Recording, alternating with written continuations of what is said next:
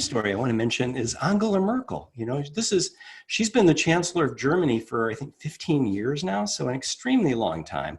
Definitely the most respected leader in Europe, if not the world.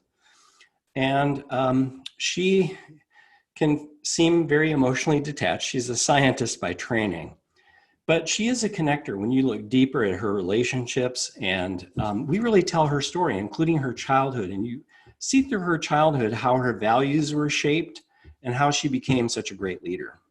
So I love digging deep into leaders' stories to understand why are they so good at developing task excellence and relationship excellence that fuels their long-term success. Well, so I'm going to keep making me want to ask a bunch of questions. But the first thing I want to point out really quickly for everyone who's listening and watching is it sounds like you don't need to be some boisterous, super extroverted individual to be effective at creating connection. That's what I think I'm hearing. Yes, absolutely.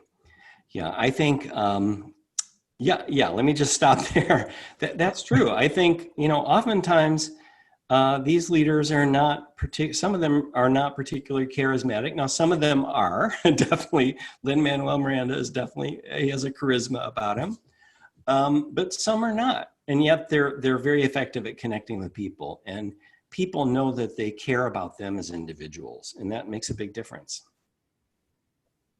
See, I love putting a pin in that particular thought, because I think there is a general thought within our society, within movies and everything we watch, that in order to be effective at creating connections, you need to have a particular type of personality.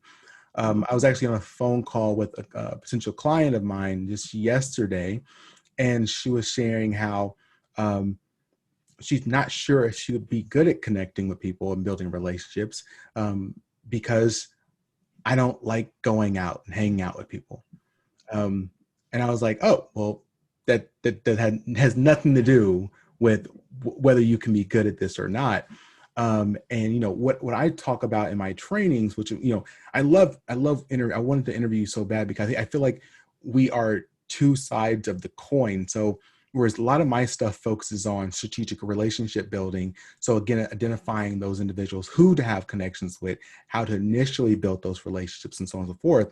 I think you then have to also have that other side of it, which is remaining, keeping those connections.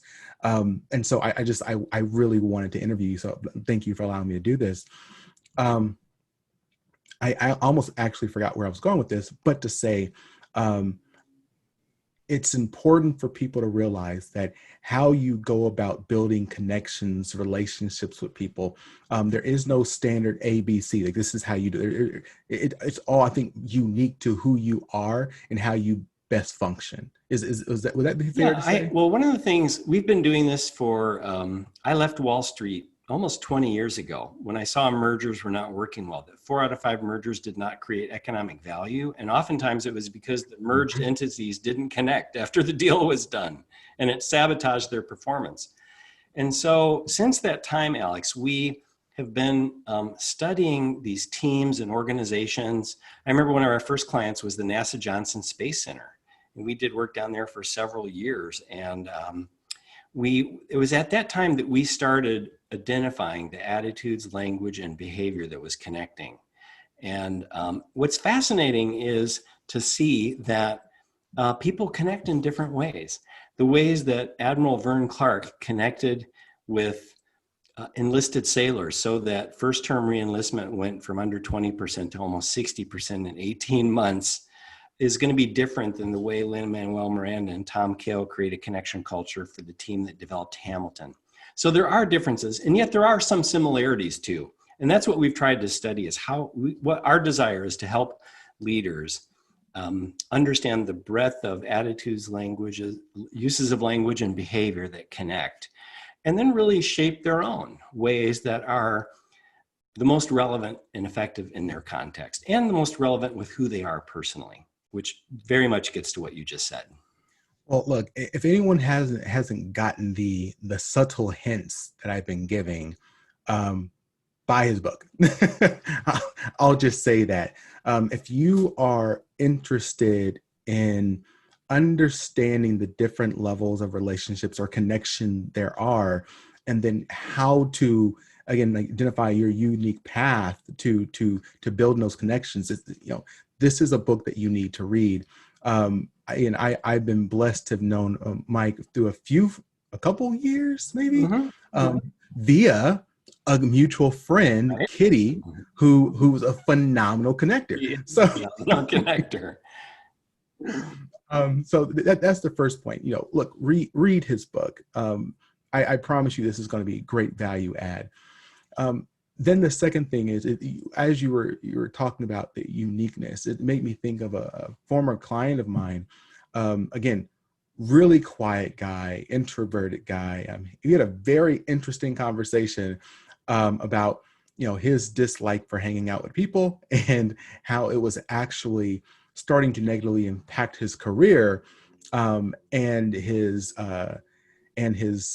marriage, actually, because his wife wanted to go out and hang out with the friends, and he never wanted to go out, and so there was a clash there. When him and I talked about how he could go about building relationships and strategic connections, he was like, "Well, I don't want to go. I don't want to do this. Look, what do you enjoy doing?" "I want to be at home, watching the History Channel, drinking scotch." I said, "You like scotch?" He's like, "I love scotch."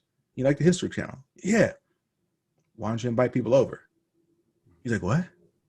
"Just invite them over to watch, History Channel with you and drink some scotch." "I can do that? That's networking?" "Yeah." It's just, and he was his mindset on networking a complete 180. Again, it's because he thought, as so many people believe, that the only way to build connections is this particular way, and if they don't like that, then they're sentenced to a life without connections.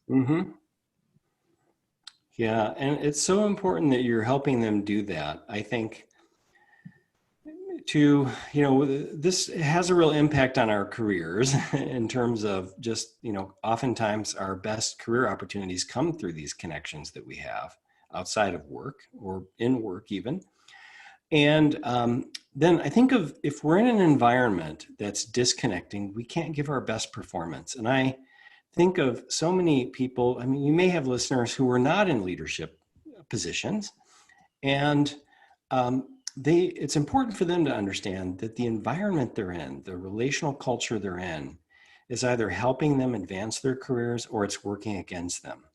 If it's a culture that's connecting, it's bringing out their best performance. They will have more energy, more enthusiasm, they'll make better decisions, they'll be more creative, they'll be more adaptable to deal with change.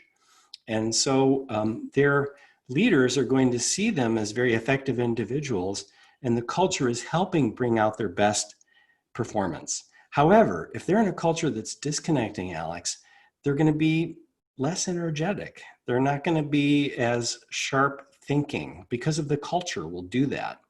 And there's a risk that managers and others in the organization will brand them as poor performers, when in reality, that's not true. It's the culture that is a drag on their performance. And so it's important for young people especially, and really all of us, to make sure we're intentional about getting into a culture that's going to bring out our best, because getting into a culture that holds us back because it's disconnecting, it's over controlling, or it's just indifferent to people, that's going to harm our career opportunities too.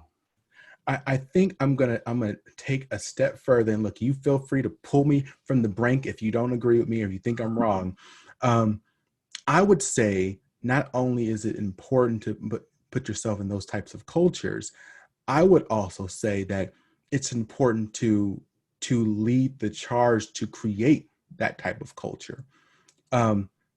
Taking the skills that you can learn through Mike's book, taking the skills you can learn through my strategic networking training, you can take those skills and impact the culture around you, teach others how to be effective connectors and how to have these relationships so that there's better culture within the office and everyone can work and perform at their highest ability. Hello, everyone. This is Alex Tremble from GPS Leadership Solutions. And if you found this last interview to be awesome, spectacular, and actually you benefited from it, let me tell you, this is only the tip of the iceberg. Visit the alextrembleshow.com, information below in the description, and that's where you'll find the full uninterrupted interview. And I'm telling you, there's so much great content you'll hear from this past leader, as well as all the other leaders we've already interviewed. So remember, don't just look back, reach back. If there's someone who you think will benefit from this interview or any of the other interviews, make sure you share it with them. Click the like, click the subscribe. And as I always like to end all my sessions, stay strong, stay positive, and definitely stay moving.